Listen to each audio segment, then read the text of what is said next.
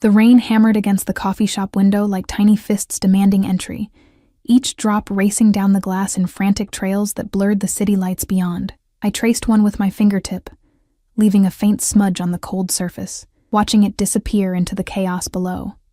The cafe smelled of burnt espresso and wet wool, that particular autumn scent that clung to everything in Seattle during October. My reflection stared back at me from the dark glass. Pale skin, exhausted eyes with shadows underneath that no concealer could hide. Mousy brown hair pulled into a messy bun because I'd barely had time to shower after my double shift at the hospital. 28 years old and going on a blind date arranged by my well-meaning but pushy coworker Sarah. I should have canceled. My feet ached from 12 hours of running between patient rooms. My scrubs were probably still faintly stained with God knows what, despite changing into my only decent dress. A simple navy blue thing I'd worn to my cousin's wedding 2 years ago. But Sarah had been relentless, insisting that her husband's business associate was perfect for me, and that I needed to get out there after my disastrous breakup with Marcus 6 months ago. Marcus, who'd emptied our joint savings account and disappeared with his secretary. Marcus, who'd left me with nothing but debt and an apartment I could barely afford on a nurse's salary. I checked my phone for the 100th time. 7:47 p.m. He was 13 minutes late. Of course he was. This was probably a mistake. Sarah probably felt sorry for me. Poor, pathetic Emma who worked herself to the bone and still couldn't make rent without eating ramen for 2 weeks straight. I grabbed my purse, ready to leave, when the cafe door opened. The temperature in the room seemed to drop. I felt him before I saw him. A shift in the atmosphere, like the moment before lightning strikes. Every conversation in the small cafe stuttered and died. Even the hissing espresso machine seemed to quiet. I turned slowly, and my breath caught in my throat. He stood in the doorway, rain dripping from his dark hair, and he was wrong. Wrong for this place. Wrong for me. Wrong in a way that made every instinct I possessed scream danger while simultaneously rooting me to my chair. Tall, easily over 6 feet, with broad shoulders that filled out a black suit that probably cost more than my car. No, definitely more than my car. The fabric caught the light as he moved, custom tailored to his athletic frame. His hair was almost black, slightly disheveled from the rain, giving him a dangerous edge that contradicted the expensive clothes. But it was his face that made my mouth go dry. Sharp jawline, straight nose, full lips pressed into a firm line, and eyes so dark they appeared black in the cafe's dim lighting. He scanned the room with a predatory patience, and when those eyes found mine, I felt pinned, examined, assessed. A man appeared at his elbow, shorter, stockier, wearing a dark suit and an earpiece. A bodyguard. My stomach dropped. Who brings a bodyguard to a coffee date? The tall man said something without looking at him, his gaze never leaving mine, and the bodyguard stepped back toward the door, positioning himself with a clear view of the entire cafe. And the exits. Why was he watching the exits? Emma? His voice carried across the space despite being barely above a normal speaking volume. Rich, smooth, with the faintest hint of an accent I couldn't place. Italian, maybe? Or Greek? I nodded, because my voice seemed to have abandoned me entirely. He crossed the distance between us in a few purposeful strides, and suddenly he was standing beside my small table, overwhelming my senses. He smelled like rain and something expensive. Cedar and bergamot, maybe, with an underlying note of danger I couldn't identify. Leather, gun oil, my nurse's instincts kicked in absurdly, cataloging details. No wedding ring, calluses on his knuckles that suggested he knew how to fight, a small scar above his left eyebrow that was barely visible. "I apologize for being late," he said, pulling out the chair across from me with a grace that seemed incongruous with his size. Unexpected business. Business that required a bodyguard? "It's fine," I managed, my voice coming out smaller than I'd intended. "I'm Emma. Emma Reeves. Dante." He sat down, and even that simple action seemed calculated, controlled. Dante Russo. Russo. The name sent a shiver down my spine, though I couldn't say why. Maybe I'd heard it somewhere before, in passing, attached to something I should remember but couldn't quite grasp. "Sarah said you work with her husband?" I ventured, trying to find solid ground in this increasingly surreal situation. Something flickered in his dark eyes. Amusement, maybe, or calculation. In a manner of speaking, Thomas handles certain logistics for my family's business. Logistics. The word hung between us, heavy with implication. What kind of business? I asked, then immediately regretted it when his expression shifted subtly. Not anger exactly, but a warning. A boundary I'd unknowingly approached. Import-export, he said smoothly, too smoothly. Primarily through the port of Seattle. My family has been in the shipping industry for generations. It was a lie. Or at least, not the whole truth. I knew it the way I knew when a patient was hiding their pain level. Something in the eyes, the set of the jaw, the careful choice of words. But I was too mesmerized to care, too caught in the web of his presence to question further. "And you're a nurse," he said, not a question. His eyes traveled over me with an intensity that made heat crawl up my neck.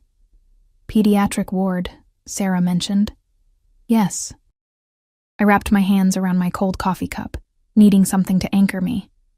"I work with sick children. It's hard sometimes, but rewarding." "Hard how?" He leaned forward slightly, and I caught another whiff of that intoxicating scent. Cedar and danger. I found myself talking, words spilling out like I was under some kind of spell, about the children who came through our ward, the families struggling with medical bills, the insurance companies that fought us on every treatment, about working double shifts to help my younger brother pay for community college because our parents had died in a car accident when I was 21, about Marcus and the empty bank account. Though I don't know why I told him that, I never talked about Marcus. He listened with an attention that felt absolute, as if nothing else in the world existed except my words. His eyes never left my face, and occasionally he'd nod or make a small sound of acknowledgement. The bodyguard by the door shifted position once, and Dante's gaze flicked toward him for a fraction of a second, some silent communication passing between them, before returning to me. "You give too much," he said finally, his voice dropping lower. "And people take from you. I'm a nurse. Giving is kind of the job description. That's not what I meant." He reached across the table, and I froze as his fingers brushed against my hand, warm despite the cold rain he'd walked through. "You've been hurt, recently, by someone who didn't deserve you." How did he know that? Sarah must have told Thomas, who told him. That had to be it. "I'm fine," I lied. "No," his thumb traced a slow circle on the back of my hand, sending electricity up my arm. "You're not. But you will be." The certainty in his voice should have irritated me. Instead, it felt like a promise. A vow. We talked for another hour, though later I'd struggled to remember what we discussed. The cafe around us became background noise, the other patrons fading into irrelevance. He asked questions about my childhood, my dreams, my favorite books. Normal date questions, except nothing about him felt normal. Every answer I gave seemed to be catalogued, filed away in some mental database. He revealed almost nothing about himself, deflecting my questions with smooth charm and those devastating eyes. When I mentioned I needed to leave, early shift tomorrow, I explained apologetically. He stood immediately. "I'll drive you home." "Oh, I have my car. It's late and raining." Not a request, an expectation. The bodyguard was already at the door, speaking into his phone in rapid Italian. I caught fragments. "The car? Now, sweep the route." Sweep the route. Before I could protest, Dante's hand settled on the small of my back, guiding me toward the exit with a possessiveness that should have alarmed me, but instead sent warmth pooling in my stomach. We stepped into the rain, and within seconds, a black SUV pulled up to the curb. Sleek, expensive, with windows so tinted I couldn't see inside. The bodyguard opened the back door, scanning the street with professional efficiency. "Mr. Russo," he said quietly. "I'm aware, Marco." Dante's voice carried an edge of command that made the bodyguard straighten. Then, softer, to me. "After you." The interior smelled like leather and money. Dante slid in beside me, close enough that his thigh pressed against mine in the confined space. Marco took the front passenger seat, and another man I hadn't noticed. The driver, also in a dark suit, pulled smoothly into traffic. "Where do you live?" Dante asked. I gave my address, a shabby apartment building in a questionable neighborhood, nothing like what he was probably used to, and tried not to notice how his jaw tightened when I said the street name. "That area isn't safe," he stated. "It's what I can afford." Something dangerous flashed in his eyes. "We'll discuss that." "Discuss what?" "My apartment. We just met." I started, but the words died when his hand found mine in the darkness, fingers interlacing with a firmness that felt like a claim. "Emma." My name in his mouth sounded like a prayer and a threat. "I'm going to be very honest with you. I don't waste time. I see something I want. I take it. And I want you." My heart hammered against my ribs. "You don't even know me." "I know enough." His thumb stroked the inside of my wrist, finding my racing pulse. "I know you're kind when the world has given you every reason to be cruel. I know you sacrifice yourself for others without expecting anything in return. I know you're stronger than you think you are." He leaned closer, his breath warm against my ear. "And I know that you feel this too, this connection." I did. God help me. I did. It was insane, impossible. But sitting in the darkness of that expensive car with this dangerous man, I felt more alive than I had in years. The SUV pulled up to my building, a 5-story walk-up with peeling paint and a broken security light. Through the rain-streaked window, it looked even more pathetic than usual. "I'll walk you up," Dante said. "You really don't have to." I wasn't asking. Marco was already out of the car, umbrella in hand, scanning the dark street with those watchful eyes. Dante took the umbrella and held it over us as we walked to the entrance, his other hand firmly on my waist. Possessive, protective. My hands shook as I fumbled with my keys at the lobby door. The lock stuck. It always stuck, and I jiggled it frantically, embarrassed by the cheap, broken mechanism. Dante's hand covered mine, taking the key with a gentleness that contradicted his earlier command. "Allow me." He had the door open in seconds, and we stepped into the dingy lobby with its flickering fluorescent light and the faint smell of garbage and mildew. I wanted to die of embarrassment. What must he think, coming from whatever world of luxury he inhabited to this? But when I looked at his face, I didn't see judgment. I saw controlled fury. "How long have you lived here?" His voice was too calm, too measured. "About a year. After Marcus..." I bit my lip. It was all I could afford after he... "Anyway, it's temporary. I'm saving up. This building doesn't have security. The lock on the front door is broken. Your neighborhood has one of the highest crime rates in Seattle." Each fact was delivered with increasing tension. "You work night shifts and come home alone in the dark. I'm careful. Careful isn't enough." He turned to face me fully, and the intensity in his eyes made me step back against the wall. He followed, caging me in with his body, hands bracing on either side of my head. "Do you have any idea what could happen to you? Do you have any concept of how vulnerable you are?" "I can take care of myself," I whispered, but it sounded weak even to my own ears. No, the word was absolute, final. "You can't. Not here. Not alone." His hand cupped my face, thumb brushing my cheekbone with devastating tenderness.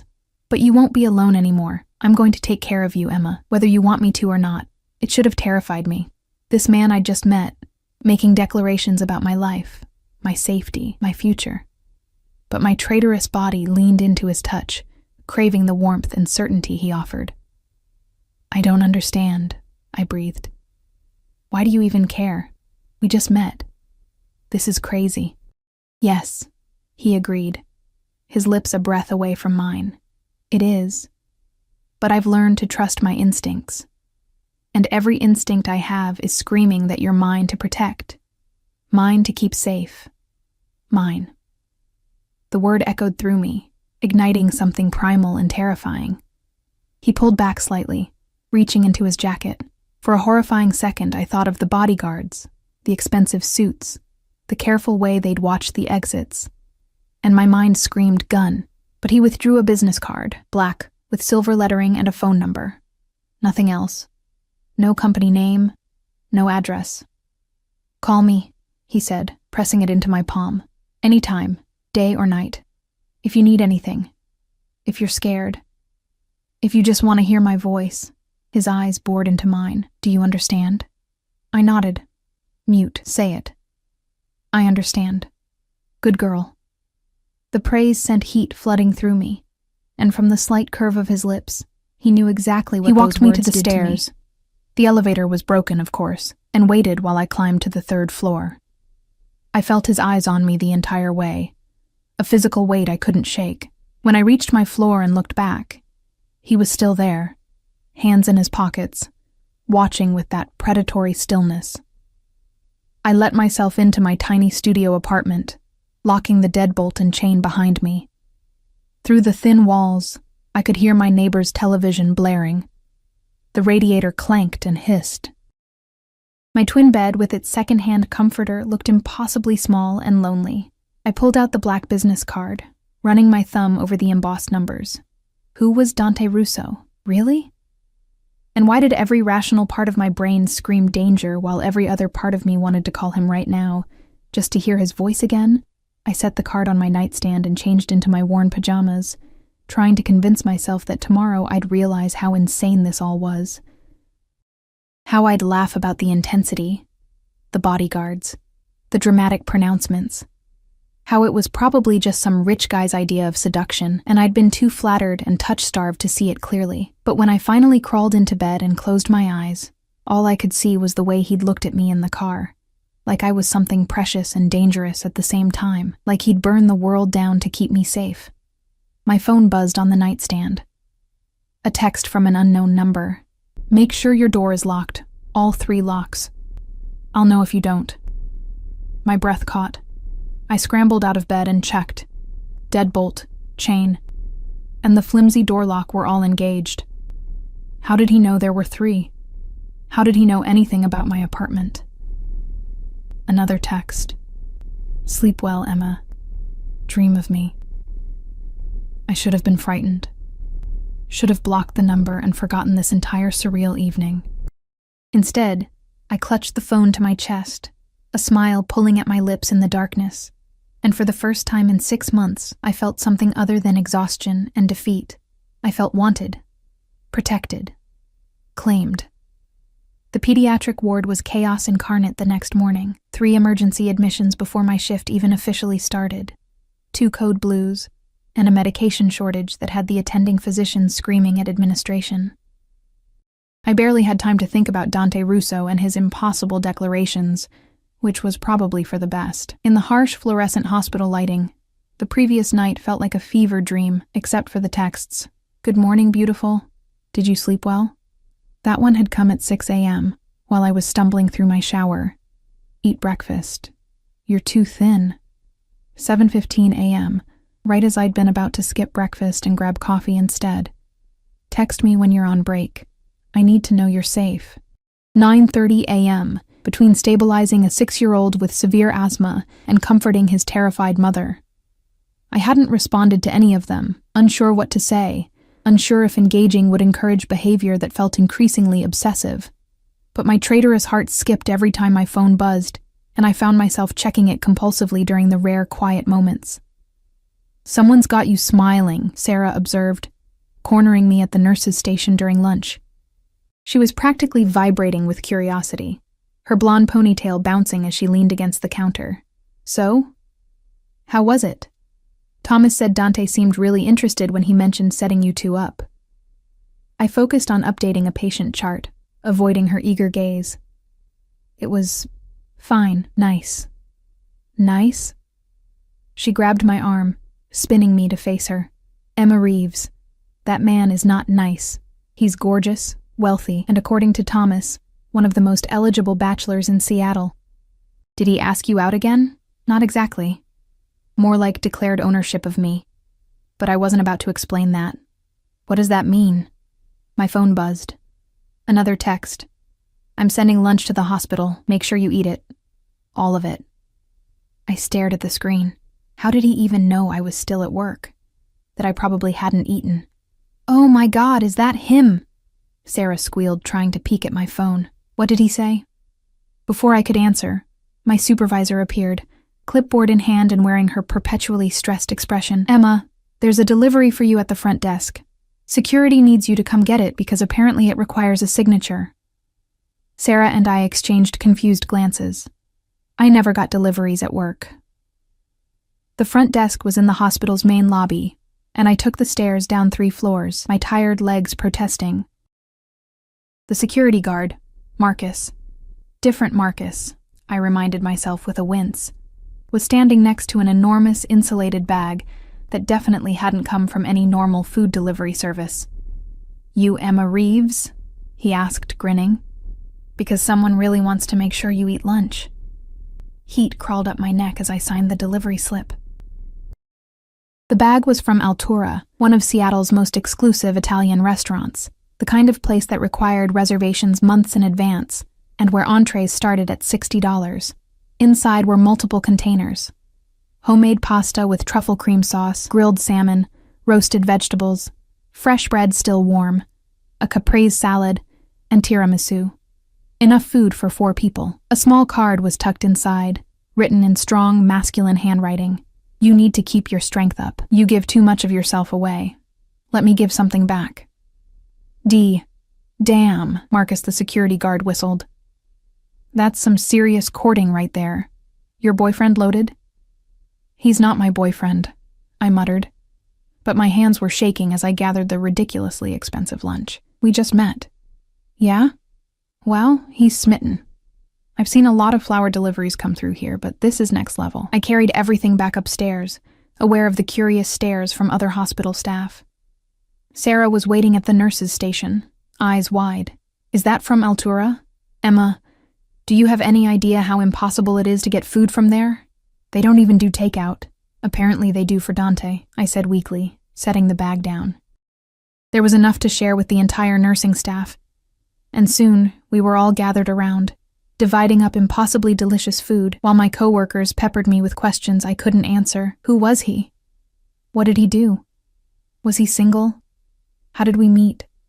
I gave vague responses, but inside, warning bells were ringing louder. This wasn't normal dating behavior. This was something else. Something that felt like control wrapped in generosity. I pulled out my phone. "This is too much." "You barely know me." His response came within seconds. "I know enough. Eat. I can't accept gifts like this. It's inappropriate." "Emma." Just my name, but I could hear the warning in it. The command, "Don't fight me on taking care of you. You won't win." My hands trembled as I typed back. "This feels like too much too fast." 3 dots appeared, disappeared, appeared again. When his response came, it made my breath catch. I don't do slow. I don't do casual. I see what I want. I claim it.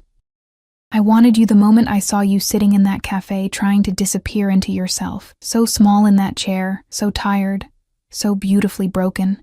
And I decided then, you're mine to fix, mine to protect, mine to keep. Get used to it." I should have been horrified, should have blocked his number and reported him for stalking, but something dark and needy inside me, something I'd never acknowledged before, uncurled at his words. Marcus had made me feel worthless, disposable.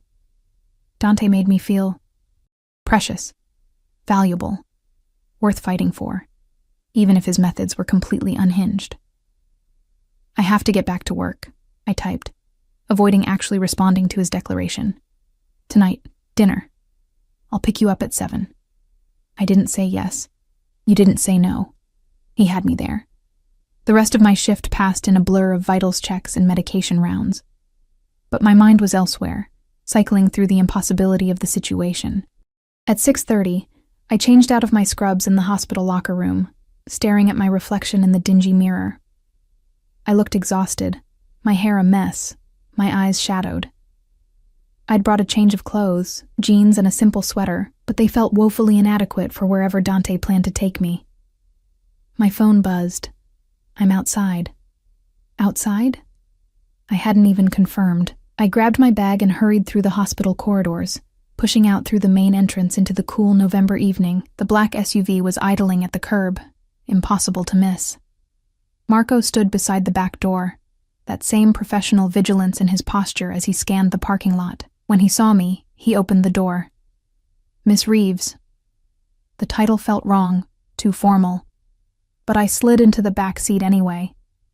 Dante was waiting, dressed in another impeccable dark suit, this one charcoal with a black shirt underneath.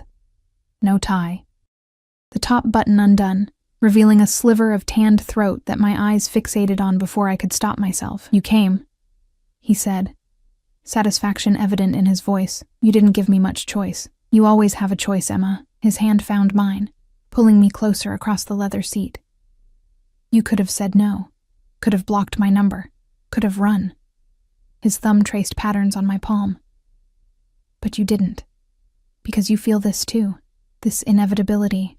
The car pulled smoothly into traffic, and I realized we were heading away from the downtown restaurants toward the waterfront. "Where are we going?" "My home. I'm cooking for you." Warning bells clanged. "I don't think that's a good idea. I don't know you well enough to be alone with me." He shifted, and suddenly his body was angled toward mine, filling my vision. "You think I'd hurt you? I think you're a stranger who sends bodyguards to coffee dates and somehow got an exclusive restaurant to deliver food they don't normally deliver, and texts me constantly and shows up at my work without asking." "Yes," he interrupted calmly. "I do all those things, because you're mine to protect, and I take that responsibility seriously. I'm not yours. We've been on one date. We're on our second now." His eyes glittered with something dangerous and possessive. "And by the end of tonight, you'll understand exactly what you are to me. What you've been since the moment I saw you." The SUV turned onto a private road, passing through an iron gate that opened automatically. We wound through manicured grounds. Even in the darkness, I could see expensive landscaping, sculptures, fountains. The house that emerged from the shadows was more of an estate, modern architecture of glass and stone. 3 stories of impossible luxury perched on a cliff overlooking Elliott Bay. "You live here?" I breathed. "One of my properties, the most secure." He helped me out of the car, his hand warm and firm on mine. "Marco and Vincent will be outside. We won't be disturbed." That should have frightened me. Instead, anticipation coiled in my stomach as he led me through the front entrance, a massive wooden door that probably cost more than my yearly salary. The interior was stunning: high ceilings, marble floors, minimalist furniture that probably came from European designers I'd never heard of. Floor-to-ceiling windows offered a breathtaking view of the city lights reflecting on the dark water. "This is..." I struggled for words. "It's beautiful. It's empty." He shrugged off his jacket, draping it over a chair, and began rolling up his sleeves. The motion revealed muscled forearms, and my mouth went dry. A place to sleep, to conduct business, but not a home. His eyes found mine, not without the right person in it. The implication hung heavy between us. He guided me to the kitchen, a chef's dream of stainless steel and granite, and poured me a glass of wine from a bottle that probably cost more than my rent. "Sit," he commanded, gesturing to a bar stool at the massive island. "Watch. Talk to me." I perched on the stool, sipping wine that tasted like liquid velvet, and watched him move around the kitchen with surprising efficiency. He wasn't just cooking, he was creating. Fresh pasta made from scratch, a sauce that filled the kitchen with the scent of garlic and basil and tomatoes. His movements were precise, controlled, like everything else about him. "Where did you learn to cook?" I asked. "My grandmother. She believed a man should be self-sufficient." Something soft entered his expression. "She raised me after my parents died." "I'm sorry." The words felt inadequate. "How old were you?" 12. He didn't look up from mincing garlic. "Car accident. Someone sabotaged the brakes." The casual way he said it, sabotaged, made my blood run cold. "What do you mean, sabotaged?" "I mean someone wanted them dead." He looked up then, and the darkness in his eyes was absolute. My father had enemies. I inherited them. This was it. The confirmation of what I'd suspected, what every instinct had been screaming. "What exactly is your family business, Dante?" He set down the knife, bracing his hands on the counter. "Do you really want to know?" "Yes." "My family controls the Port of Seattle. All shipping containers that come through, legal and otherwise, pay tribute to us. We move merchandise, protect businesses, settle disputes. We've done it for 3 generations. He moved around the island, stalking toward me with predatory grace. What I am, Emma, is the head of the Russo crime family, the Mafia, if you want to use the crude term. I'm the man people fear, the one they pay for protection, the one who makes problems disappear. I should have run. Should have called the police. Should have done anything except sit there frozen as he caged me in against the counter. And you want me to, what, be part of that world? My voice came out breathy, weak. I want you safe from it, protected. Mine. His hand cupped my face, thumb brushing my lower lip. That man who hurt you, Marcus. He's a financial analyst at Westbrook Investments, correct? How did he know that? He embezzled $63,000 from you over the course of your relationship. Opened credit cards in your name, destroyed your credit. Each fact was delivered with increasing tension. He's currently living in Portland with his new girlfriend, spending money he stole from you. Tears burned in my eyes. How do you... I know everything about you, Emma. I had you investigated the moment Thomas mentioned you. His other hand settled on my waist, possessive. I know your parents died when you were 21, that you put your brother through school, that you work doubles to afford that shithole apartment, that you have $17,000 in medical school debt and another $8,000 in credit card debt from Marcus's theft, his forehead pressed against mine. I know you're barely surviving, giving everything to everyone else, and I can't fucking stand it. You had me investigated? I should have been furious, was furious, but also terrified and thrilled in equal measure. Yes, and I'll do it again. I'll do whatever it takes to protect you, even from yourself. His lips brushed my temple. That debt? Gone. I paid it off this afternoon. Your credit score will be repaired within the month. Marcus will be receiving a visit from some associates of mine, and he'll be returning every penny he stole with interest. You can't just... I can. I did. His eyes bored into mine, and I'm moving you out of that apartment this weekend. You'll stay here, where you're safe, where I can protect you. This is insane. I pushed against his chest, but he didn't budge. You can't just take over my life, pay off my debts, make decisions for me. Watch me. The command in his voice made me shiver. I told you, Emma. I don't do slow. I don't do casual. You're mine now. The sooner you accept that, the easier this will be. I'm not yours. I barely know you. You know enough. His hand slid into my hair, tilting my head back. You know I'd kill anyone who tried to hurt you. You know I'd burn down the city to keep you safe. You know that when you're with me, you feel something you've never felt before. Wanted, cherished, protected. His lips hovered over mine, close enough that I could feel his breath. Tell me I'm wrong. Tell me you don't feel this connection, this pull. Tell me, and I'll take you home right now and never contact you again. I opened my mouth to do exactly that, to tell him he was crazy, that this was moving too fast, that I couldn't possibly feel anything real for a man I'd just met. But the lie wouldn't come, because standing there in his arms, in his impossibly beautiful house, with his dark eyes promising protection and possession, and something that felt dangerously like forever, I felt more alive than I had in years. Maybe ever. I can't do this, I whispered instead, a non-answer. This is too much. You're too much. I know. His thumb traced my cheekbone, but you're going to try anyway, because you're brave, Emma, braver than you know, and because deep down, you're tired of fighting alone, tired of being strong for everyone else. You want someone to be strong for you, to take care of you, to make the hard decisions so you don't have to. He was right. God help me.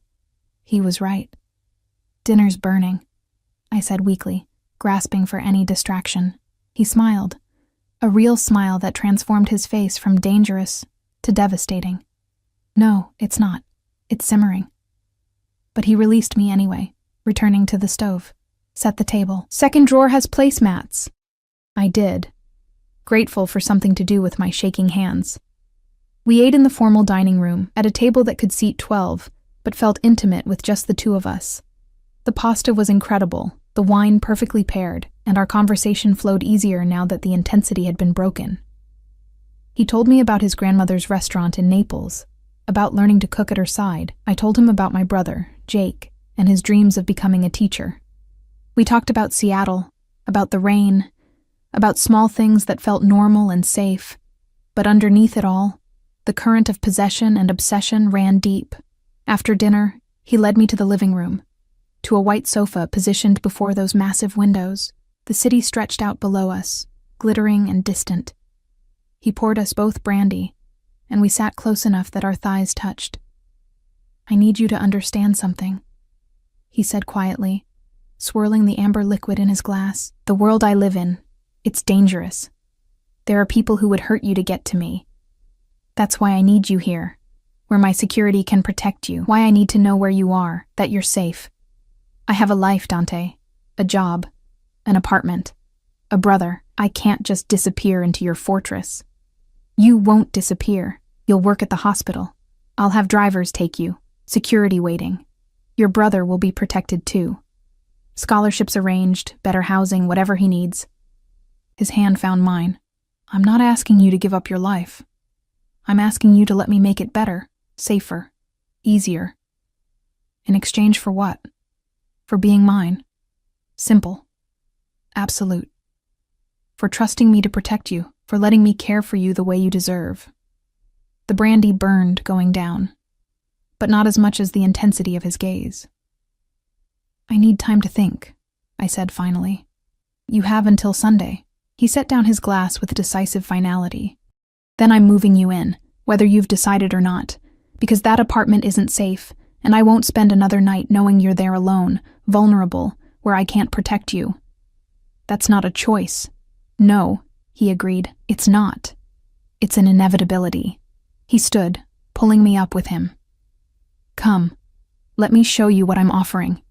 He led me upstairs, down a hallway lined with expensive art, to a bedroom that made my breath catch. It was enormous, probably bigger than my entire studio, with a king-sized bed dressed in white linens, another wall of windows, and a door leading to what looked like a private balcony, an ensuite bathroom that resembled a luxury spa, a walk-in closet currently empty. "This would be yours," he said from the doorway, watching me take it all in. "Your space, your sanctuary. I'm across the hall, close enough to protect you but far enough to give you privacy, unless you invite me closer." The implication made heat pool low in my stomach. I can't just move in with a man I barely know. "Then get to know me." He crossed to me, pulling me against his chest. "But do it here, where you're safe, where I can sleep knowing you're not in danger, where I can—" He stopped, jaw clenching. "Where you can what?" "Where I can keep you." The words were raw, honest. I know how this sounds. I know I'm being obsessive, possessive, probably insane by normal standards. But I've never felt this before. This need to claim someone, to protect them, to keep them close. You've gotten under my skin, Emma Reeves, and I don't think I can let you go even if I wanted to. His phone buzzed, harsh and insistent. He pulled it out, frowning at the screen. "I need to take this. Business. Stay here." He stepped into the hallway, and I heard his voice drop to that commanding tone he used with his men. I moved to the windows, looking out at the view, the glittering water, the distant lights of the city, the security lights illuminating the grounds below. This could be my life. This luxury, this protection, this dark and dangerous man who looked at me like I was something precious and breakable, and his. But at what cost? I heard him say something sharp in Italian, his voice rising. Then silence, footsteps approaching. When he returned, his expression was grim. "Something's come up. I need to handle it personally. Marco will take you home." "What kind of something?" "Business. Nothing for you to worry about." He cupped my face, kissing my forehead with surprising tenderness. "But this conversation isn't over. Think about what I said. About moving here. About letting me protect you." His eyes burned into mine. About being mine. The drive home was quiet, just Marco and me in the SUV. When we pulled up to my building, he insisted on walking me to my door, checking my apartment before leaving, as if something might have changed in the few hours I was gone. Alone in my studio, I sat on my bed and stared at my phone. A text from Dante. Think about it, Emma. But know that regardless of your decision, you're already mine. You became mine the moment I saw you. The rest is just you accepting what's already true. I fell asleep clutching my phone, my dreams filled with dark eyes and dangerous promises, and the terrifying realization that part of me wanted to surrender to this madness. That part of me already had. Friday morning arrived with Seattle's typical gray drizzle, but my world had shifted into sharp, vivid color. I'd barely slept, tossing and turning while Dante's words echoed through my mind. You're already mine. The certainty in his voice, the absolute conviction, it should have repulsed me. Instead, it had burrowed under my skin, taking root in places I didn't know existed. My phone had been buzzing since 6 a.m. Good morning, beautiful. Eat breakfast. I'm sending a car for you. Be ready at 7:30. Don't argue. I'd typed and deleted a dozen responses before finally settling on, I can drive myself to work. His reply was immediate, not anymore. My drivers are safer. Besides, your car is a death trap. I'm having it replaced. You are not buying me a car. Already done. Black Mercedes SUV, fully loaded, bulletproof. Will be delivered tomorrow. I stared at my phone in disbelief. Bulletproof?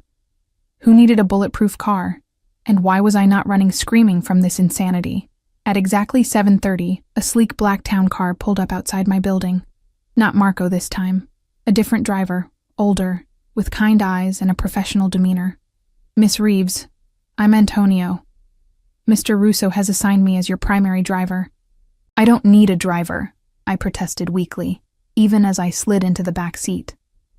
With respect, miss, Mr. Russo disagrees. And what Mr. Russo wants, Mr. Russo gets. But he said it with a slight smile, like he was sharing an inside joke. The hospital staff definitely noticed my arrival. Sarah practically dragged me into the break room the moment I clocked in. Okay, spill. Everything. Because Thomas came home last night practically vibrating, saying Dante called him asking about your schedule, your brother, your entire life story. She crossed her arms, eyes gleaming with curiosity and concern. Emma? Who is this guy? Thomas got really weird when I asked questions. Said Dante was important and that I should tell you to be careful. My stomach dropped. Careful how? He wouldn't say. Just that Dante's family is influential, powerful. That he's not someone you cross. She grabbed my hands. Are you in over your head? Because you can walk away. You know that, right? Did I? Did I really have that option anymore? Or had Dante already woven his web too tightly around me? I don't know what I'm doing, I admitted quietly. He's intense, possessive. Does things without asking, like paying off my debts. He what? And he wants me to move in with him this weekend, into his estate on the waterfront. Sarah's mouth fell open. Emma, that's crazy. You've known him for 2 days, I know. I pressed my palms against my eyes. I know it's crazy, but Sarah, when I'm with him, I feel safe, protected. Like someone finally sees me, really sees me, and wants to take care of me instead of taking from me. That's called love bombing, she said gently. It's what manipulators do. They overwhelm you with attention and gifts and promises, and by the time you realize you're trapped. I know what love bombing is. I'd read about it after Marcus, promised myself I'd never fall for it again. But this felt different. Dante wasn't pretending to be something he wasn't. He was frighteningly honest about exactly what he was. A dangerous man who wanted to own me. He's not hiding what he is. He told me straight out. He's Mafia, Sarah. He runs the port of Seattle. He has bodyguards and security, and he literally said he'd kill anyone who tried to hurt me. The color drained from Sarah's face. Oh my God. Emma, you need to run. Now. Block his number. Move apartments. Maybe even leave Seattle. I can't. The words came out barely above a whisper. I don't want to. We stared at each other, and I saw the exact moment she understood. saw the recognition in her eyes that I was already too far gone. "Just be careful," she finally said. "Please. Promise me you'll be careful." I promised. But we both knew it was a lie. The day dragged endlessly. Between patients and paperwork, I checked my phone obsessively. Dante texted throughout the day, not asking where I was or what I was doing, but sending reminders to eat, to rest, to take care of myself. Orders disguised as concern. Each message made my pulse quicken. At lunch, another delivery arrived. This time, not just food, but flowers. 24 black roses in a crystal vase that must have cost a fortune. The card read simply, "Thinking of you. D. Black roses. For mourning, for farewell, or in some traditions, for the beginning of something new, something dark." "Those are stunning," my supervisor commented, stopping by the nurse's station. "Special occasion?" "Just someone I'm seeing. Must be serious." She touched one of the velvet petals. Black roses are impossible to find, and expensive. Everything about Dante was expensive. His suits, his cars, his house, his presence. He spent money like water, throwing resources at any problem, any obstacle, including me. My phone buzzed with a new message. "Dinner tonight. I'll pick you up at 7. Wear something nice. I'm taking you somewhere special." Before I could respond, another text. "Please, Emma, I need to see you." That please undid me. This man who commanded empires, who made grown men fear him, was asking. Not demanding this time, but requesting. How could I say no? Okay. His response was a single word. Mine. I left work at 6:30, Antonio waiting at the curb as promised. "Mr. Russo asked me to take you shopping first," he said, opening the door. "He's arranged for a personal shopper at Nordstrom." "That's not necessary, Miss Reeves." Antonio's voice was kind but firm. "Mr. Russo wants you to have nice things. Let him do this for you. It makes him happy." Something about the way he said it, the genuine affection in his tone when he spoke of Dante, made me relent. We drove to the flagship Nordstrom downtown, where an elegant woman in her 50s was waiting by the entrance. "Emma, I'm Caroline. Dante described you perfectly." She looped her arm through mine like we were old friends. "He has exquisite taste, and he's chosen some beautiful pieces for you to try. Come, we don't have much time." The next hour was a whirlwind of luxury I'd never experienced. Caroline had pulled an entire collection of dresses, each more stunning than the last. We settled on a deep emerald silk dress that hugged my curves, falling to mid-thigh with a subtle slit, matching heels that made my legs look miles long, delicate gold jewelry, even new lingerie, black lace that made me blush just looking at it. "He'll love this," Caroline said with a knowing smile as I examined myself in the mirror. The dress transformed me. I didn't look like a tired nurse anymore. I looked expensive, beautiful, like someone who belonged in Dante's world. "How much is all this?" I asked nervously. "Already taken care of. Dante has an account here, and, honey, between you and me," she leaned closer. "In 20 years of working with Seattle's elite, I've never seen a man more specific about what he wanted for someone. He described you down to the shade of your eyes. He's utterly smitten." Smitten seemed too gentle a word for what Dante felt. Obsessed, consumed, possessed. Antonio drove me back to my apartment to change, waiting patiently while I transformed myself. When I emerged, his eyes widened slightly. "Bellissima," he murmured. "Mr. Russo is a lucky man." The drive took us away from the city, winding up into the hills where the truly wealthy lived. We pulled up to a restaurant I'd only read about in magazines, La Fontaine, a Michelin-starred establishment housed in a converted mansion, where reservations required a 6-month wait and entrees started at $200. Dante was waiting outside, leaning against his SUV with Marco a discreet distance away.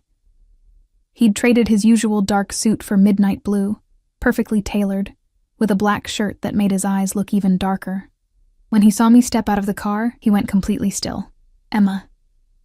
My name was a prayer, a curse, a claim. He crossed to me in 3 long strides, his hands framing my face. "You're breathtaking. The dress is beautiful," I managed, hyper-aware of his touch, his closeness, the way his eyes traced every inch of me like he was memorizing the sight. The dress is just fabric. You make it beautiful. His thumb brushed my lower lip, and I saw his control slip for just a moment, raw hunger flashing across his features before he locked it down. Come. I have something to show you first. He led me not into the restaurant but around the side, to a private garden illuminated by thousands of string lights. A table for two sat beneath a pergola draped in more lights and white flowers. Roses, lilies, orchids. The city sprawled below us, glittering in the darkness. It was breathtaking. Impossible. Like something from a movie. Dante, this is for you. He pulled out my chair, his hand lingering on my bare shoulder. I wanted tonight to be perfect, to show you what life could be like, what I can give you.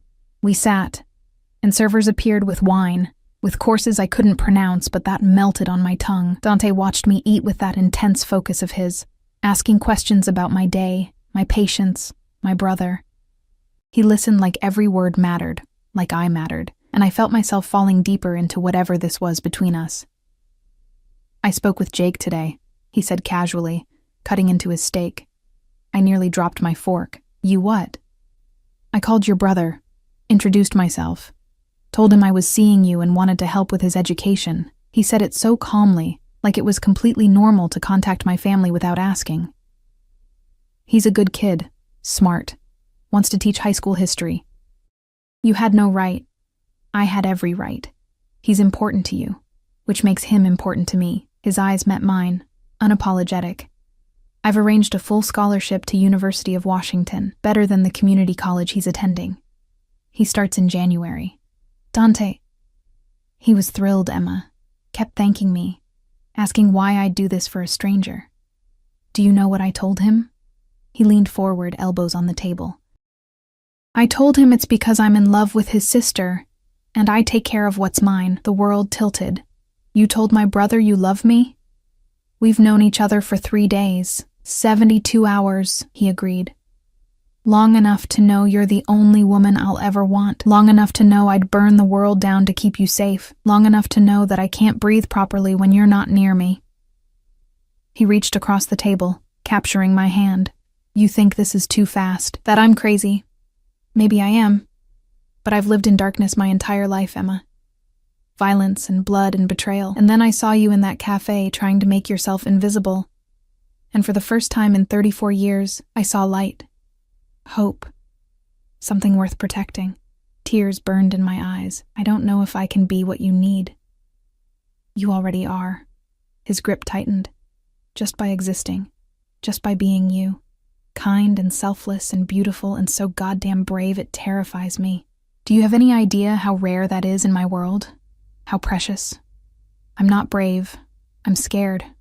Of you. Of this, of how much I already feel for you when I shouldn't. Feel what? His voice dropped, dangerous and desperate. Say it, Emma. I need to hear you say it. The word stuck in my throat, too terrifying to voice, but his eyes demanded truth, demanded surrender. And I was so tired of fighting, I feel like I'm falling. Like you're this gravitational force I can't resist, even though I know I should. Like if I let myself fall completely, I'll never find my way back. You won't. He stood, moving around the table to crouch beside my chair, taking both my hands in his. Because I won't let you go, ever. I know I'm being selfish, possessive, overwhelming. I know I should give you time, space, a normal courtship. But I can't, Emma. The thought of you in that apartment, vulnerable and alone, it drives me insane. The thought of another man even looking at you makes me want to commit murder. His hands trembled against mine. The first crack in his perfect control. Move in with me. Tomorrow. Let me protect you, care for you, worship you the way you deserve. It's too soon. Then we'll make it right. We'll get engaged, married. Whatever you need to feel secure in this. In us. He pulled a small box from his jacket, and my heart stopped. I was going to wait, build up to this. But I'm not a patient man, and I need you to understand how serious I am. He opened the box, revealing a ring that stole my breath. a large emerald surrounded by diamonds, set in platinum. It was exquisite, terrifying, real. Dante, no, I'm not proposing. Not yet, but I want you to have this, to know that's where this is heading, that I don't do casual, don't do temporary. When I say you're mine, I mean forever, for always, until my last breath. He slipped the ring onto my right hand, not my left, I noticed. A promise, not yet a claim. Wear this.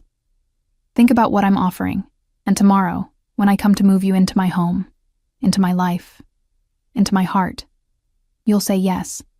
How can you be so sure? Because you're already mine, Emma. You became mine the moment you didn't run. The moment you let me touch you, text you, feed you, protect you. The moment you admitted you were falling. He pulled me to my feet, into his arms, holding me so tightly I could barely breathe. Say yes, please. I'm begging you. I'll get on my knees right here if that's what it takes. I'll beg, I'll plead. I'll give you anything you want. Just don't make me spend another night knowing you're not safe. Not mine. Not where you belong.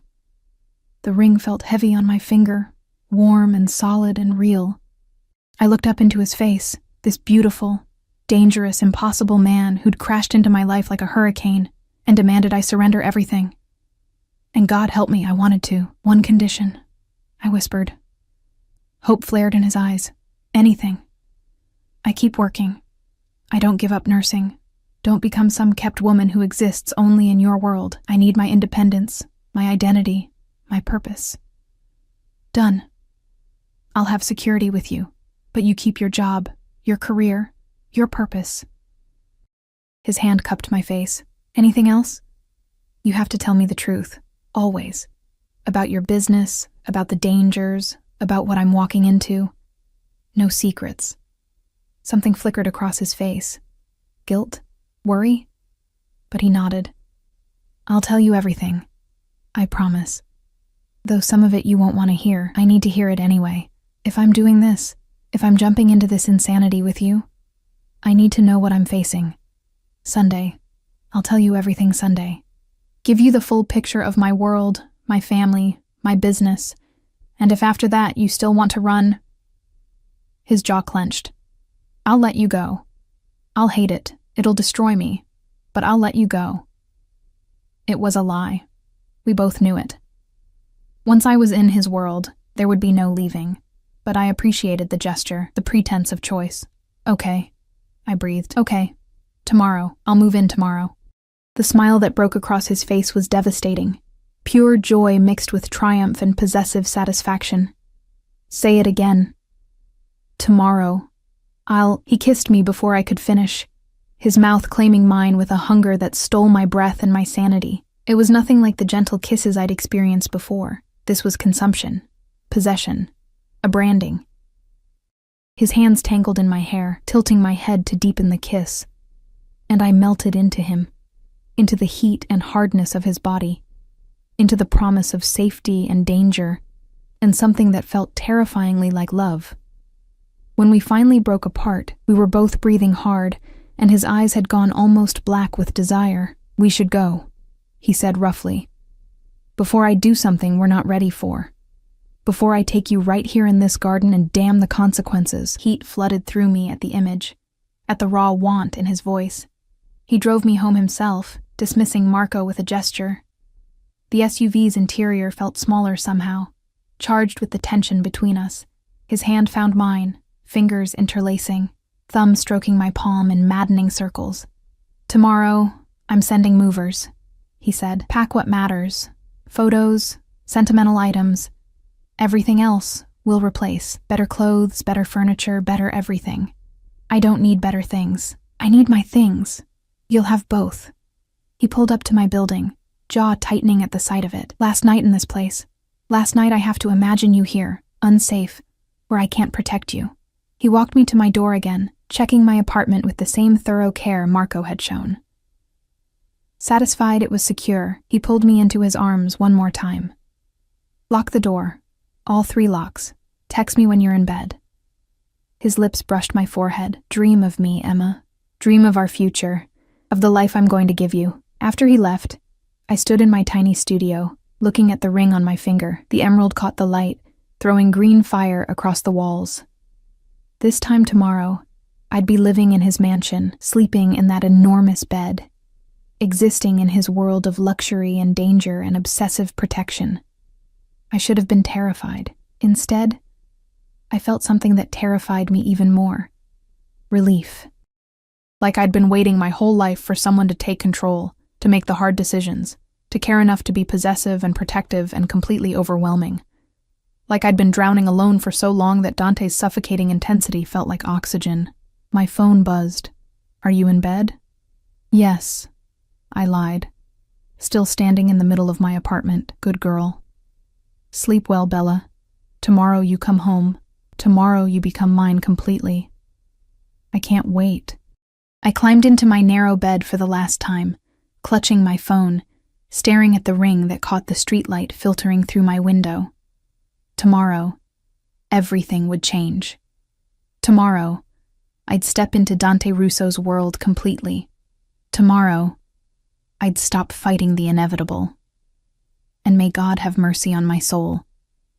Saturday morning arrived with unexpected sunshine breaking through Seattle's perpetual clouds, as if the universe itself was marking this turning point in my life. I woke early, my stomach a tangle of nerves and anticipation, the emerald ring on my finger catching the light and reminding me that this was real.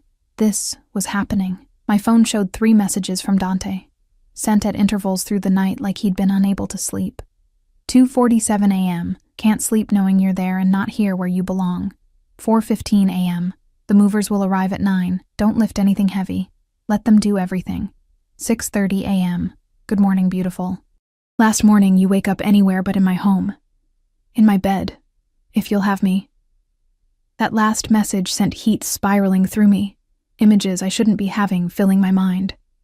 I'd be living with him, sleeping down the hall from him. How long before that distance disappeared completely? I was standing in my kitchenette making coffee when my phone rang. Not a text this time, but an actual call. Dante's name flashed on the screen. "Hello?" My voice came out breathier than intended. "Emma." Just my name, but the way he said it, rough with sleep and want, made my knees weak. "How did you sleep?" "Fine. You?" "Terribly. Kept thinking about you in that dangerous building, in that inadequate bed, when you should be here." A pause. "Are you packed?" I looked around my studio at the meager possessions I'd accumulated. "I don't have much. Just some clothes, books, photos of my parents and Jake. Everything else is cheap furniture that came with the place." "Good. The movers will handle it. I want you to just supervise, make sure they take everything you want. Antonio will pick you up at noon and bring you here." His voice softened. "To your new home." "Dante, I struggled to articulate the swirl of emotions. What if this doesn't work? What if I can't adjust to your world?" "It will work. You'll adjust, because I'll make sure of it. That absolute certainty again." "And Emma? Stop overthinking. Stop looking for reasons to run. Just trust me. Trust this." "That's a lot of trust to ask from someone you've known for 3 days. 74 hours now," he corrected, and I could hear the smile in his voice.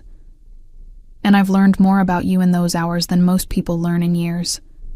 I know you take your coffee black because you can't afford cream and sugar regularly. I know you skip meals when you're stressed. I know you wear your mother's necklace under your scrubs every shift. I know you cry in the shower so your neighbors won't hear. I know you, Emma, and I'm going to spend the rest of my life learning everything else." Tears burned my eyes. "How do you know all that?" "Because I pay attention. Because you matter. Because every detail about you is precious to me." A sound in the background. Voices. Movement. "I have to go. Business requires my attention this morning. But I'll see you at noon. Be ready." He hung up before I could respond, and I stood there holding my phone, wondering how this man had managed to see through every wall I'd built, every defense I'd erected. At exactly 9 a.m., 3 moving trucks pulled up outside my building.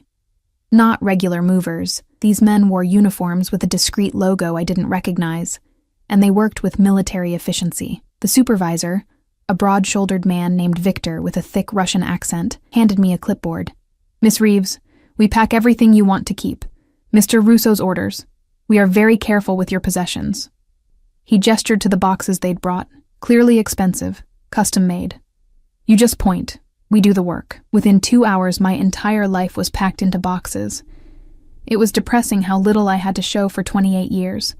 A few boxes of clothes, some books, photos, my mother's jewelry, a quilt my grandmother had made. The furniture stayed, along with the kitchen supplies and cheap decorations. None of it was worth keeping. None of it belonged in Dante's world. Sarah arrived at 11, breathless from climbing the stairs, carrying coffee and pastries. Okay, I had to see this with my own eyes. You're really doing it? Really moving in with the Mafia boss you met 3 days ago? 74 hours. I corrected automatically, then caught her expression. God, I sound like him already. Emma. She grabbed my hands, her face serious. I love you. You're my best friend. And I'm terrified for you. This isn't normal. Moving in after 3 days, him paying off your debts, buying you cars, controlling where you live. These are red flags. Huge, waving, screaming red flags. I know. I squeezed her hands. I know it looks bad from the outside, but Sarah, he's not Marcus. He's not hiding what he is or what he wants. He's completely honest about being possessive, controlling, obsessive. And weirdly, that honesty makes me trust him more, not less, or you're justifying abuse before it starts. The word hung between us, sharp and ugly. Was that what this was? Was I so desperate for love and protection that I'd mistake obsession for devotion? He'd never hurt me, I said quietly. I know that sounds naive, but I feel it. In my bones. He'd kill for me, die for me, but he'd never hurt me. Emotional manipulation is still hurt. Maybe. But after Marcus, after my parents dying, after years of struggling alone, someone wanting to take care of me doesn't feel like manipulation. It feels like relief. I pulled her into a hug. I'm going into this with my eyes open. If it becomes too much, if I need to leave, I will. But right now, I want to see where this goes. She hugged me back tightly. Call me every day, promise. I need to know you're okay. I promise. Antonio arrived at noon precisely, his kind eyes crinkling when he saw the boxes. All ready, Miss Reeves. Mr. Russo is very eager to have you home. Home. The word settled over me like a warm blanket. Sarah walked me down to the car, hugging me one more time. Be careful. Be smart. And remember, you always have a way out if you need it. The drive to Dante's estate felt surreal in daylight. The grounds were even more beautiful than I'd realized. Manicured gardens, a fountain with marble sculptures, what looked like a guest house in the distance. Security was everywhere but discreet. Cameras hidden in landscaping, men in suits positioned strategically, the high walls topped with elegant but effective security measures. Dante was waiting at the front entrance, and my breath caught at the sight of him. He'd dressed casually, dark jeans that hugged his muscular legs, a black Henley that stretched across his broad chest, his hair slightly damp like he'd just showered. Casual looked dangerous on him, made him seem more predatory somehow, less restrained by civilization. He opened my door himself before Antonio could, pulling me out and into his arms in one smooth motion. Welcome home, Bella. Then he kissed me, deep and possessive and claiming, right there in front of Antonio and the other security personnel, marking me as his for anyone watching. When he finally released me, I was breathless and dizzy. Come. He laced his fingers through mine, leading me into the house. I want to show you everything. The tour was overwhelming. The house had 12 bedrooms, 10 bathrooms, a state-of-the-art kitchen that made the one I'd seen look small, a formal dining room, a casual dining area, a library filled with first editions, a home theater, a gym that belonged in a professional facility, an indoor pool, a wine cellar, and a basement I noticed he carefully avoided mentioning. What's down there? I asked as we passed the basement door, heavy steel with a keypad lock. Business. His tone allowed no argument. That area is off limits, for your safety. I didn't push. I didn't want to know what a Mafia boss kept in a locked basement. He saved my bedroom for last, pushing open the door to reveal a space that had been completely transformed since I'd seen it. The empty closet now held racks of clothes, designer labels I recognized from magazines. The dresser held delicate lingerie in silk and lace. The nightstand had fresh flowers, white roses this time, dozens of them, filling the room with their sweet scent. I had personal shoppers come, Dante explained, watching my face carefully, based on sizes Caroline gave me and what I've observed of your style. If you don't like anything, we'll replace it. But I wanted you to have options, to feel at home. I moved to the closet in a daze, running my fingers over fabrics I'd never imagined owning. Cashmere sweaters, silk blouses, designer jeans, evening gowns, shoes organized by style and color. Handbags worth more than my monthly salary. This is too much, I whispered. It's not enough. It'll never be enough. He came up behind me, his hands settling on my waist. I want to give you everything, Emma. Everything you've been denied. Everything you deserve. Let me. Please. I turned in his arms, looking up into those dark eyes. I don't know how to be this person. How to live like this. You just be yourself. That's all I want. You, exactly as you are, just safe and cared for. And mine. His thumb traced my cheekbone. The rest is just details. A knock at the door interrupted us. Marco appeared, his expression apologetic. Boss, sorry to interrupt, but the Calabrese situation requires your attention. Dante's jaw tightened. Now? They're insisting. Say it can't wait. I saw the conflict in his face. Duty versus desire. Go, I said softly. Handle your business. Exploring. You're sure? I'm sure. I need time to process all this anyway. He kissed me once more, hard and quick, before disappearing with Marco. I heard their voices fading down the hall, switching to rapid Italian that sounded tense and angry. Alone, I explored my new room more thoroughly. The bathroom was a revelation, a soaking tub big enough for two. A rainfall shower with more jets than I could count. Heated floors. Towels so soft they felt like clouds.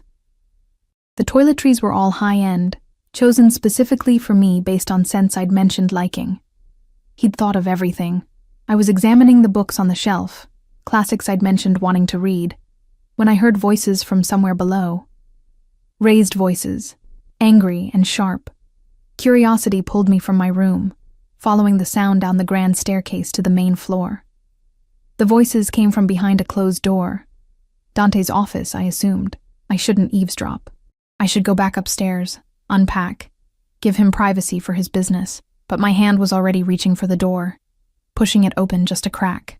Dante stood behind a massive desk, his posture rigid with controlled fury. Marco was there, along with two other men I didn't recognize, older, harder, wearing expensive suits that couldn't hide their dangerous edges. You question my decisions? Dante's voice was ice. In my own territory? Under my own roof?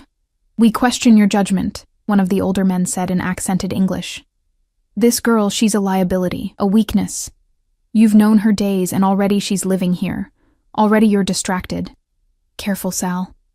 The warning in Dante's tone made the hair on my neck stand up. Very careful how you speak about what's mine. She's a civilian, a nobody nurse from a nothing family. What happens when your enemies find out? When they realize they can hurt you by hurting her? The man, Sal, leaned forward. You've made yourself vulnerable for a woman you barely know. I've made myself complete. Dante's hands braced on the desk. And anyone who threatens her, who even looks at her wrong, will learn exactly how dangerous I can be. Are we clear? Boss, Marco started, but Dante cut him off. I said, are we clear? The temperature in the room dropped. The two older men exchanged glances, then nodded. Crystal, Sal muttered. Good, now get out, all of you. I have more important things to do than defend my personal choices to subordinates. They filed out, and I pressed myself against the wall, heart hammering. Marco spotted me as they passed, his expression unreadable. But he didn't acknowledge me, just kept walking. I should leave. Should pretend I hadn't heard, but I was rooted to the spot, processing what I'd overheard. Liability. Weakness. Vulnerability. They were right, weren't they? I'd made him vulnerable. put him at risk in ways I didn't fully understand. I know you're there, Emma. Dante's voice carried through the open door. Come in. Caught. I pushed the door open fully. He stood by the window now, hands in his pockets, looking out at the grounds. His shoulders were tight with tension. How much did you hear? He asked without turning. Enough. I closed the door behind me. They think I'm a liability, that I make you vulnerable. They're not wrong. He turned to face me, and the rawness in his expression stole my breath. You do make me vulnerable. You're my weakness now, Emma. The one thing that could destroy me if anything happened to you. Then maybe this is a mistake. Maybe I should... Don't. He crossed the distance between us in 3 strides, gripping my arms. Don't even think it. Yes, you make me vulnerable. But you also make me stronger, more focused, more determined to protect what's mine and eliminate any threat. His eyes bored into mine. They're afraid because they've never seen me like this. Never seen me care about anything except business and power. But you've changed that. Changed me.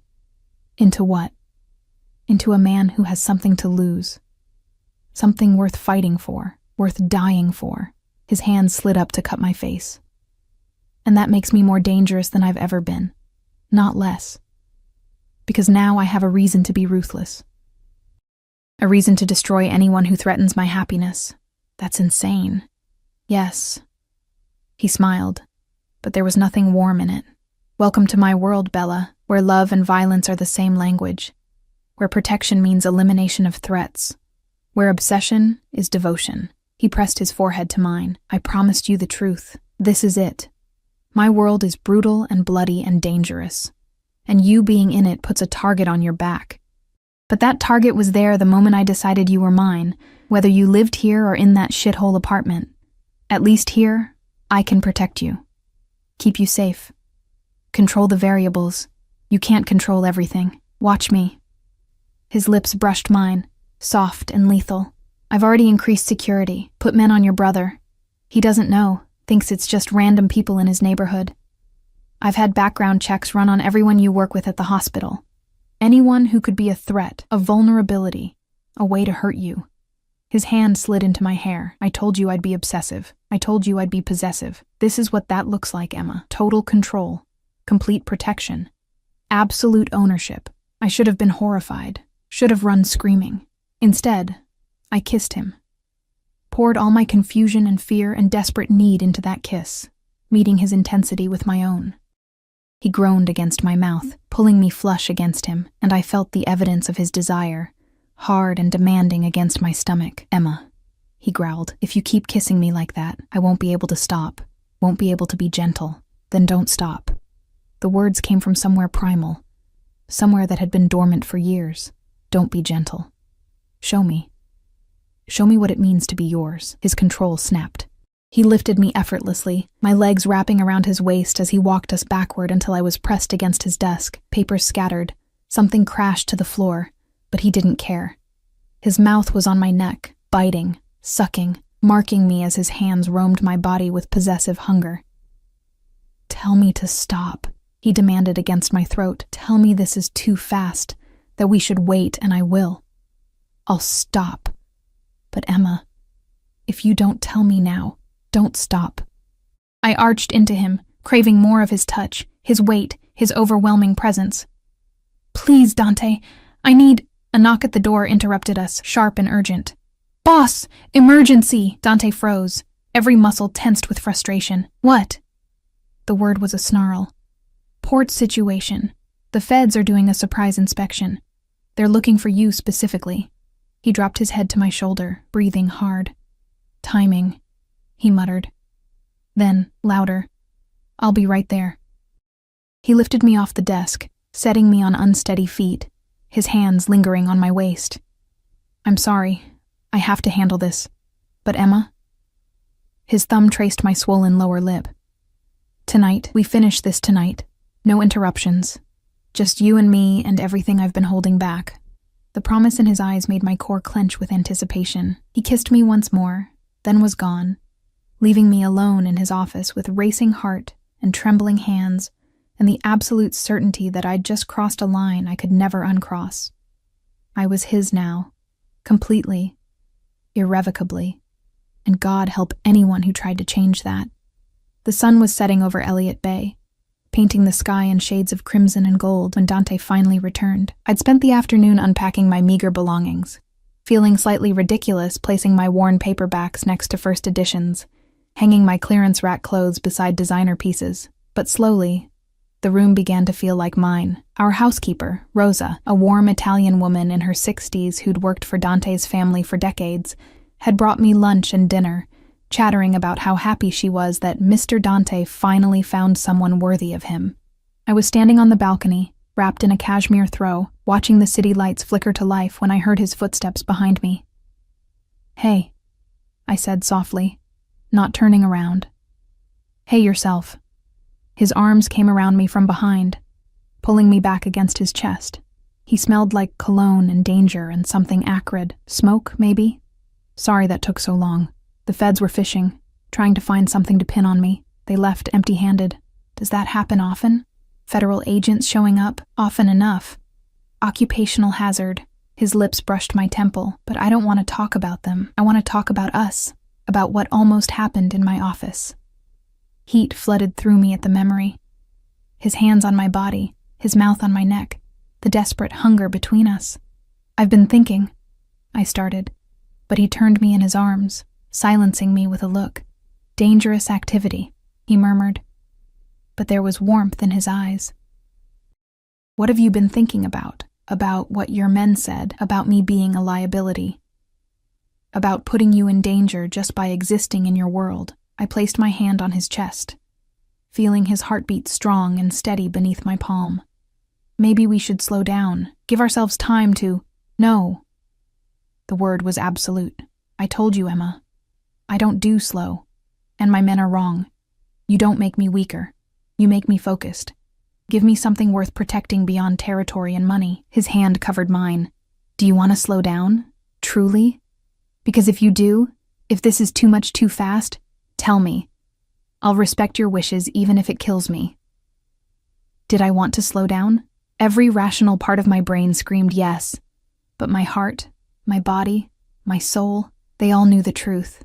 "No," I whispered. "I don't want to slow down. I swallowed hard. "I want what you promised earlier, you and me. No interruptions. Everything you've been holding back." His eyes went dark, pupils dilating with desire. "Are you sure? Because once we cross this line, there's no going back. You'll be mine in every way that matters." "I'm already yours. We both know it. This just makes it official." He swept me into his arms, carrying me through the balcony doors into my bedroom. Our bedroom, I realized, because he had no intention of sleeping across the hall. Not anymore. He laid me on the bed with surprising gentleness, following me down, caging me beneath his body. "I need you to understand something," he said, his voice rough with barely controlled desire. "I've been with women before, meaningless encounters, physical release, nothing more. But you," his hand cupped my face with devastating tenderness, "you're different, sacred, mine in a way no one else has ever been. So I'm going to worship you, Emma.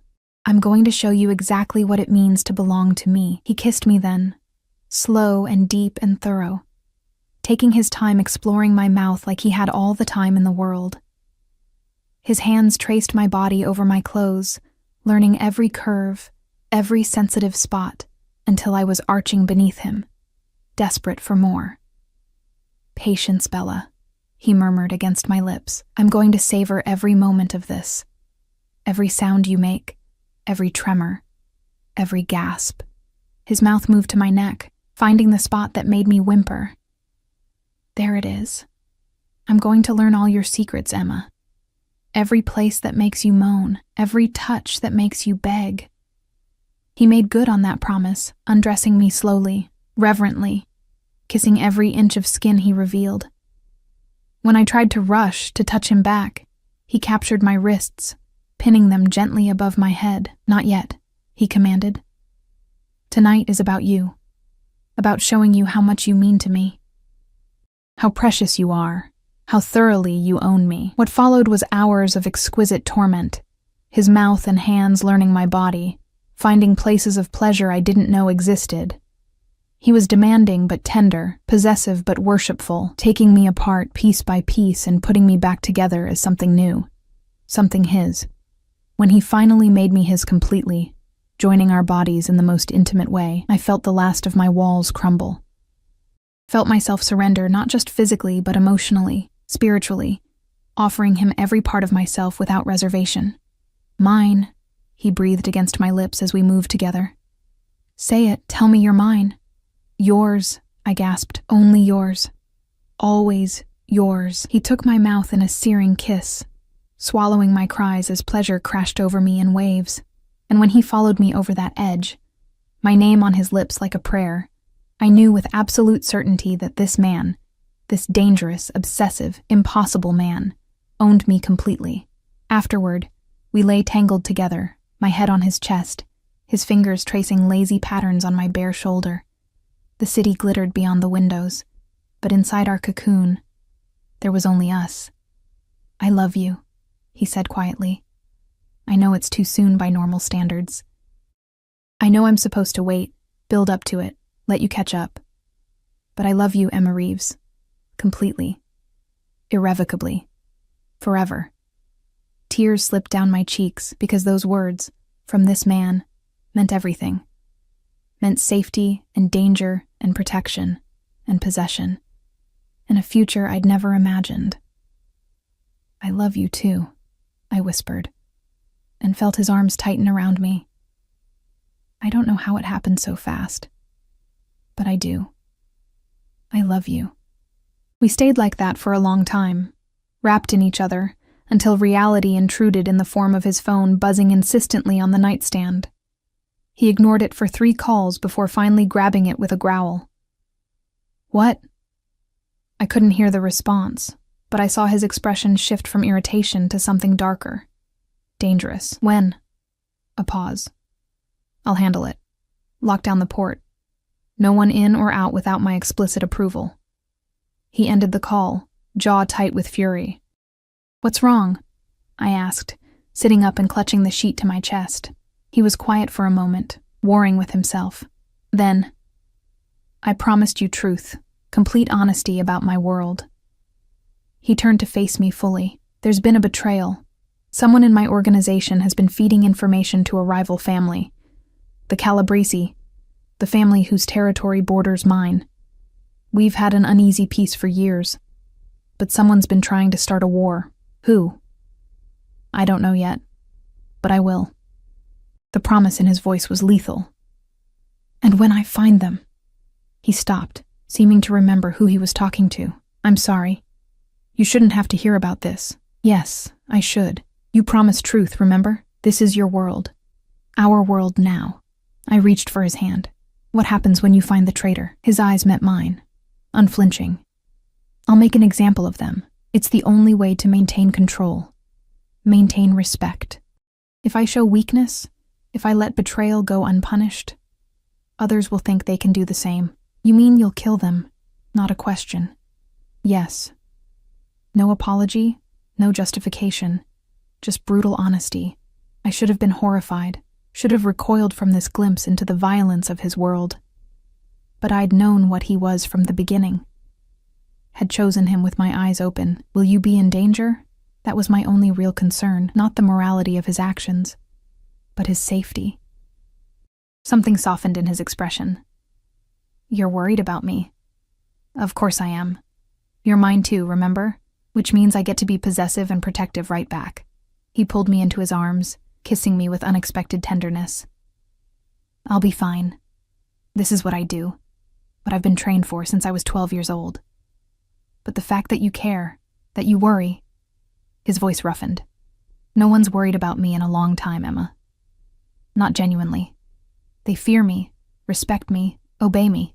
But worry, care, that's new. He seemed to struggle for words. That's everything. Then promise me you'll be careful, that you'll come back to me. Always. I'll always come back to you. He kissed me again, deeper this time. You're my reason now, Emma, my purpose beyond power and control. I'll come back because you're here waiting. Because this, us, is worth more than any territory or any revenge. His phone rang again. He answered with clipped efficiency, switching to Italian for a rapid conversation that sounded tense and urgent. When he hung up, he was already moving, pulling on clothes with practiced speed. I have to go. Meeting with my captains, figure out who the traitor is and how to handle the Calabrese situation. He cupped my face. Stay here. Don't leave the estate. Marco will be right outside your door. Rosa is in the guest house if you need anything. And Emma? His thumb traced my cheekbone. I know this is scary. I know you're probably wondering what you've gotten yourself into, but I swear to you, I will keep you safe. No matter what happens, no matter who tries to use you against me, I will protect you. I know you will. He kissed me once more, hard and possessive, then was gone. I sat alone in the massive bed, processing everything. 24 hours ago, I'd been packing up my shabby studio apartment. Now I was living in a mansion, in love with a Mafia boss, and apparently in the middle of some kind of turf war. It was insane, but as I touched my lips, still swollen from his kisses, still tasting him, I realized I didn't want to go back, didn't want safe and normal and predictable. I wanted this, the danger and the passion and the overwhelming intensity of being loved by Dante Russo. Sleep was impossible, so I wrapped myself in his shirt, still carrying his scent, and wandered the house. Marco followed at a discreet distance, ever the professional. I ended up in the library, surrounded by books, curled up in a leather chair by the fireplace that Rosa had lit for me. I must have dozed off because I woke to Dante lifting me into his arms. Let's get you to bed properly, Bella. What time is it? I mumbled against his chest. 3 a.m. I'm sorry I was gone so long. Did you find the traitor? Yes. His voice was flat, emotionless. It's been handled. I didn't ask what handled meant. Didn't want to know the details of how he dealt with betrayal. Some things were better left in the darkness of his world. He carried me to bed, climbing in beside me, pulling me against his chest. He was still dressed, though his shirt was slightly rumpled, and I caught the faint smell of gunpowder beneath his cologne. Are you okay? I asked quietly. I am now. Now that I'm here with you. His arms tightened around me. This is what I needed. Just you. Just this peace. We fell asleep like that, wrapped around each other, and I dreamed of dark eyes and dangerous promises and a future that terrified and thrilled me in equal measure. The next morning was Sunday, and Dante kept his promise about truth. Over breakfast on the terrace, Rosa had outdone herself with fresh pastries, fruit, and the best coffee I'd ever tasted. He told me everything. About his family's history in organized crime, going back 3 generations to when his great-grandfather had immigrated from Sicily. About the territories they controlled, the businesses they ran. Some legal, most not. About the violence required to maintain power. The enemies always circling, the constant threat of betrayal and death. He didn't sugarcoat it, didn't try to justify or minimize. Just laid out the brutal truth of his world and let me decide if I could live with it. The reason I'm telling you all this, he said, reaching across the table to take my hand, is because you deserve to know what you're walking into, what being with me means, the dangers, the moral compromises, the reality that the man you love has blood on his hands and will have more before this is over. How much blood? I had to ask. Had to know. Enough that I stopped counting years ago. His thumb stroked my palm. I don't kill for pleasure, Emma. I'm not a monster. But I do what's necessary to protect my family, my territory, my people, and now that includes you, which means anyone who threatens you. His expression went cold. They don't get a second chance. Like Marcus? I'd been wondering about my ex, about Dante's promise to make him return the money. Marcus is alive. Scared, but alive. He returned every penny he stole from you, with 50% interest, and he's been strongly encouraged to leave the state, which he did yesterday. Portland's not far enough, but I'm feeling generous since his theft brought you to that coffee shop, broke and vulnerable and perfect. A dark smile played at his lips. In a way, I should thank him. If he hadn't destroyed you, you might not have needed saving, might not have let me in. It was twisted logic, but I understood it. Understood how my brokenness had made me vulnerable to Dante's particular brand of salvation. What about the Calabrese family, the ones trying to start a war? Dealt with. We had a meeting last night, their boss and me. Came to an understanding. The traitor who was feeding them information was one of my own men, someone I trusted. He's been made an example of. His jaw tightened. The Calabrese know that if they come after what's mine, including you, I'll burn their entire operation to the ground. They're backing off, for now. And if they don't, if they come after me anyway, then I'll do exactly what I promised. Burn them to the ground. Destroy everyone who threatens you. Start a war if necessary. He stood, moving around the table to kneel beside my chair, taking both my hands. Emma, I need you to understand something. You're not just my girlfriend or my lover or even just the woman I love. You're my everything, my weakness and my strength, my reason for getting up in the morning and my reason for being ruthless when I have to be, and I will protect you with everything I have, everything I am, until my last breath. Tears spilled down my cheeks because the intensity of his devotion was overwhelming, terrifying, beautiful. I'm scared, I admitted. Not of you, but of this world, of losing you, of something happening that I can't control. Good. Fear keeps you careful, keeps you safe. But Emma? He cupped my face, forcing me to meet his eyes. You're not alone in this fear. I'm terrified too. Terrified every moment you're out of my sight. Terrified that my world will touch you, hurt you, destroy the light that drew me to you in the first place. But I'm more terrified of losing you, of letting you walk away because I'm too dangerous. So I'm going to be selfish. I'm going to keep you, protect you, love you, and pray that it's enough. It's enough. I whispered. You're enough. This, us, is enough. He kissed me then, there on the terrace with the morning sun warming our skin, and it felt like a vow, a promise, a beginning. The rest of that Sunday was spent in quiet domesticity that felt surreal given what we discussed. We cooked together, Dante teaching me his grandmother's recipe for carbonara. We watched movies curled up on the couch. We made love slowly, tenderly, like we had all the time in the world. And later that evening, as we stood on the balcony watching the sun set over the water, he slipped a different ring onto my left hand. Not the emerald promise, but a stunning diamond that caught the dying light and threw rainbows across the stone. Marry me, he said simply. Not because it's expected or because I'm trying to trap you, but because I want the world to know you're mine. Because I want to wake up every morning for the rest of my life with you beside me. Because I love you more than I thought possible to love anyone, and I want to make it official in every way that matters. My hands were shaking as I looked at the ring.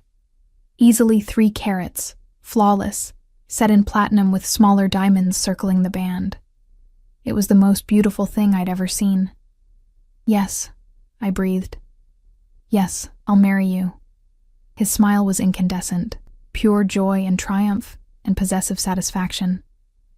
He lifted me off my feet, spinning me around as I laughed. And for that moment, there was no danger, no mafia, no violence. Just a man who loved me and a woman who loved him back. 6 months later, I stood in front of the mirror in what had become our bedroom. I'd long since stopped even pretending to use it as just mine. My wedding dress was a masterpiece of lace and silk, custom designed by Vera Wang herself after Dante had flown us to New York for fittings. Sarah stood beside me, tears streaming down her face, helping with my veil. You look so beautiful, she sniffled. I can't believe you're actually doing this. Neither can I sometimes, I admitted. But my smile was genuine. These 6 months had been a whirlwind, adjusting to Dante's world, to the luxury and danger and constant security. Learning to navigate social events with other crime families, to smile politely at people I knew were killers, to accept that my husband-to-be's hands were stained with blood, but they were also the happiest months of my life. Dante had kept every promise. I still worked at the hospital, with security, yes, but I worked. Jake had thrived at University of Washington, making the dean's list and calling me weekly to thank me, and Dante, for the opportunity. My debts were gone, my credit restored. My life transformed in ways I'd never imagined. And Dante, he'd been everything he'd promised and more. Protective without being suffocating. Possessive without being controlling. Loving in ways that still took my breath away. "Are you ready?" Sarah asked, straightening my veil. "I've been ready since the moment I met him," I said honestly. The ceremony was held in the estate's gardens, transformed into a wonderland of white flowers and twinkling lights. 200 guests, a mix of Dante's family and associates, my co-workers and friends, and people whose names I recognized from news reports about organized crime. It should have been terrifying. Instead, it felt right. Jake walked me down the aisle, tears in his eyes as he gave me away to the man who'd changed both our lives. And Dante, standing at the altar in a custom tuxedo that made him look like a dark angel, his eyes never leaving mine as I approached, looked at me like I was his salvation. His redemption. His everything. The vows were traditional, but when he slipped the ring on my finger and promised to love and protect me until death, I heard the deeper promise underneath. The vow of a man who would kill to keep me safe, who would burn the world down for me, who had claimed me as thoroughly as possible, and would never let me go. And when the priest pronounced us husband and wife, when Dante kissed me with passionate possession in front of everyone we knew, I felt complete. Whole. Home. The reception was a blur of champagne and dancing and well-wishes from people who would terrify me if I didn't have Dante's ring on my finger and his protection wrapped around me like armor. We cut the cake, a towering masterpiece that Rosa had overseen personally. We danced our first dance to a song Dante had chosen, his arms strong and sure around me as he whispered promises in Italian that made me blush. And later, much later after the guests had left and the estate was quiet, he carried me to our bedroom, truly ours now, officially and completely, Mrs. Russo. He murmured against my lips as he laid me on the bed. My wife, mine forever. Yours forever, I agreed, pulling him down to me. And you're mine too. Don't forget that. Never. I'm yours as completely as you're mine. Two halves of one whole. Light and darkness, safety and danger. He kissed me deeply, thoroughly. I love you, Emma Russo. My wife. My heart. My everything. We made love that night with a new intensity. The knowledge that we'd bound ourselves together legally, spiritually, eternally adding weight to every touch, every kiss, every whispered word of devotion. And afterward, wrapped in his arms, his ring heavy on my finger, I thought about how far I'd come, from that broken, exhausted woman in the coffee shop to this, a mafia wife, protected and cherished and loved beyond measure. It wasn't the life I'd imagined. It was dangerous and dark and completely insane by normal standards. But it was mine. Dante was mine. And as I drifted off to sleep, listening to his heartbeat steady beneath my ear, I knew with absolute certainty that I would never want anything else. This dangerous, impossible, overwhelming love was exactly what I needed. What I'd been waiting for my entire life. My salvation had come in the form of a dark angel with blood on his hands and obsession in his heart. And I'd surrendered to it completely, happily, forever.